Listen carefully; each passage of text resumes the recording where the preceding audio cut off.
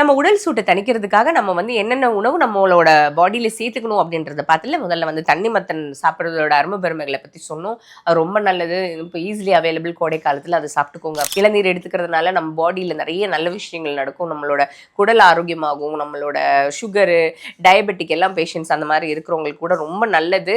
அதில் இருக்கக்கூடிய தேங்காய், வழுக்கை அது எல்லாத்தையுமே நம்ம எடுத்துக்கலாம். கரும்பு ஜூஸில் நிறைய நல்ல விஷயங்கள் இருக்குது. நம்மளோட லிவர் ஹெல்த்துக்கு ரொம்ப முக்கியமான ஒரு விஷயம் கரும்பு ஜூஸு.